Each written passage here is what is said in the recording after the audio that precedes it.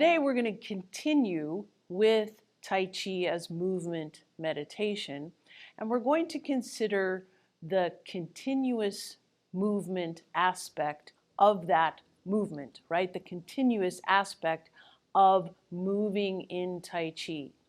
If you think about the yin and yang symbol, it is a picture of really continuous, gentle movement, the yin and yang flowing one into another, and it never stops.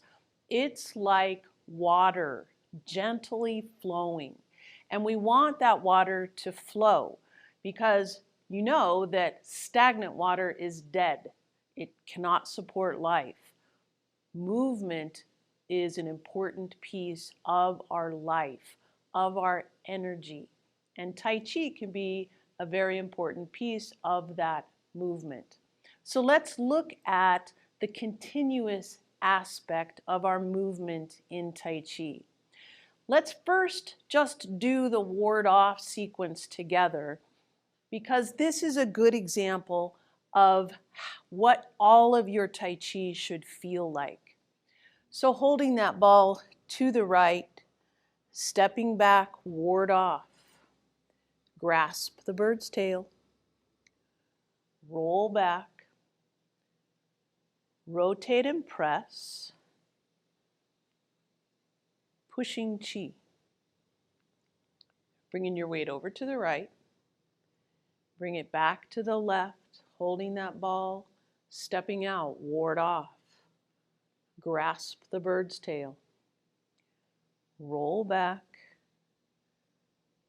Rotate and press. Pushing chi.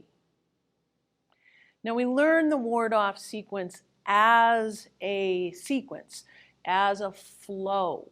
And so it feels really good to flow in that movement. We don't do ward off. Grasp the bird's tail. Roll back. Rotate and press. Pushing chi. It flows. The movements flow one into another. And there are several things that are happening underneath with the underlying principles that help that flow. We'll come back to the ward-off sequence. This is what all of your forms should feel like, is that gentle water, each movement flowing one into another. Tai Chi is not a telegram. We don't start and stop. We let that energy, we let that movement flow. So let's look at pushing chi, part of the ward-off sequence, just in terms of feeling the flow very simply. You have your left foot forward, feeling that weight shifting front to back. And even though it's not 100% zero kind of insubstantial and substantial, one side is always more substantial, the other is insubstantial. And I want you to really focus on that feeling of substantial and insubstantial, how your weight is shifting gently forward and back.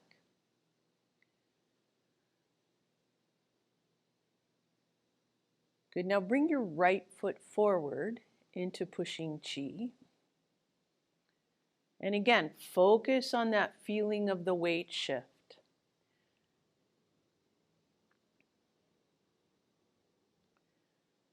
In order for this movement to feel smooth and gentle, you do have to be rooted and grounded. You have to be stable in your stance. You have to be feeling the ground.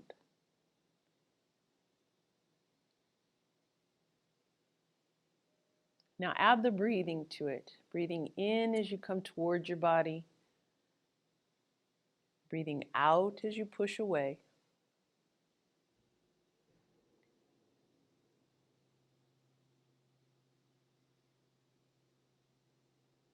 Now a good move to feel that substantial and insubstantial is really chi walking, right? As we do our chi walking, bringing that left foot forward, feel that weight shift and then have it shift back. Now all the weight comes onto that left. It is 100% substantial because now you have to move that right foot forward. It needs to be 100% insubstantial. Shifting that weight, shifting back, bring the weight up onto that right and step forward with the left.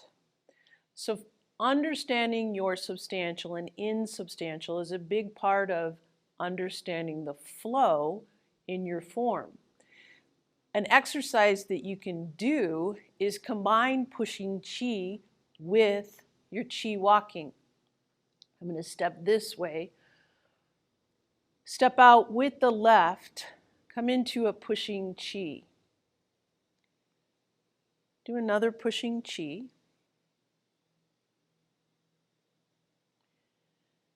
Now as the weight comes back, shift all the weight onto that left 100% and step forward with the right and just move right into pushing chi. Do a regular pushing chi. Feel that weight shifting forward and back. And now bring all the weight up onto that right and step forward with your left.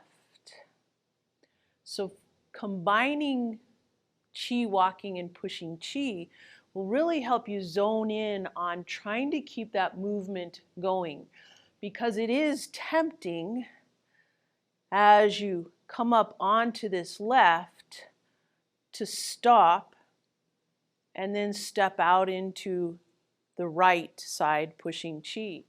But you want to really focus on, as you're doing your pushing chi, feeling that weight. Now coming up onto that left and just stepping forward, keeping that weight going forward into your next pushing chi. Let's move on to wave hands like clouds, and let's do that without stepping first. So just start with that left, and now let your arms relax, let your shoulders relax, and start to zero in, meditate on that rotation. As you're rotating on your central column,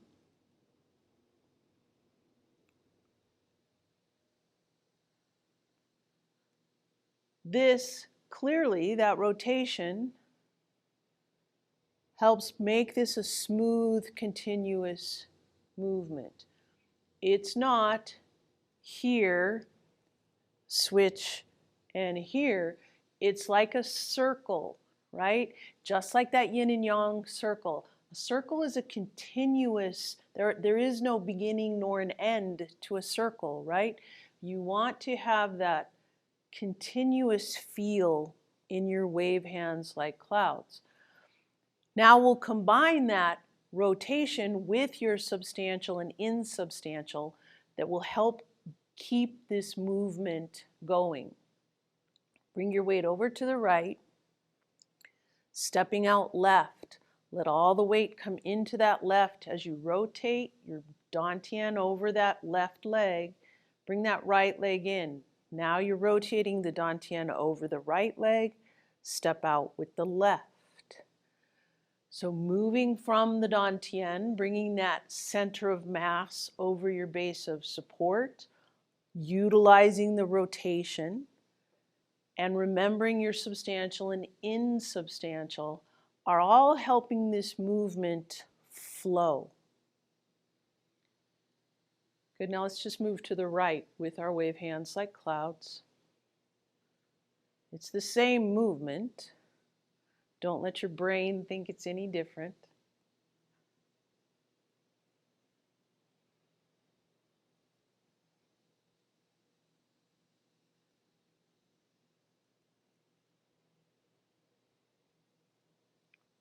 One more step.